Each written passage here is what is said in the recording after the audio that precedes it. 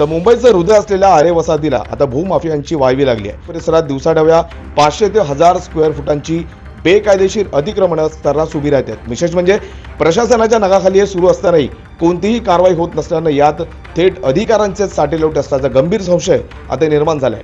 या गंभीर प्रकरणाला तातडीनं आळा घालण्यासाठी आरेमध्ये कायमस्वरूपी सुरक्षा व्यवस्था तैनात करण्याची मागणी जोगेश्वरी विधानसभेचे आमदार बाळा नरे यांनी केली आहे। तसेच पुरवणी मागण्यांमध्ये मंजूर झालेला 1,33,00,000चा निधी केवळ पायाभूत सुविधांवरच खर्च व्हावा आणि पिढ्यानपिढ्या राहणाऱ्या अधिकृत रहिवाशांना वीज पाणी तात्काळ मिळावे अशी भूमिकाही त्यांनी घेतली आहे। दरम्यान संपूर्ण महाअतिक्रमणावर आणि प्रशासनाच्या भूमिकेवर नेमके काय म्हणाले आमदार बाळा नरे पाहूया। विभागामध्ये आरे वसाहत आहे आणि आरे दुग्ध वसाहतीच्या माध्यमातून एक ऐतिहासिक असा प्रकल्प त्या ठिकाणी सुरू होता, परंतु आता तो सध्या इतिहास जमा झाला आहे।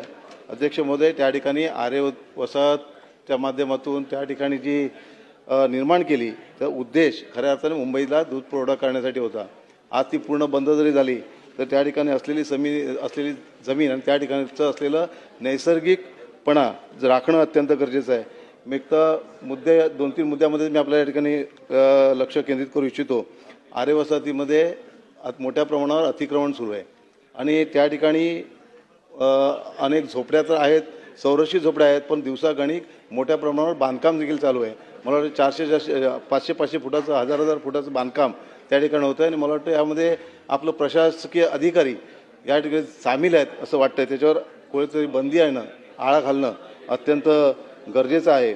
अध्यक्ष महोदय, त्या ठिकाणी सुरक्षा रक्षक नाही आहेत म्हणून आता या ठिकाणी पुरवणी मागणीमध्ये तरतूद केली आहे आणि जी तुटपुंजी आहे मला वाटतं 1,33,00,000 एवढी पुरवणी मागणीच्या माध्यमातून तरतूद केली आहे। अध्यक्ष महोदय,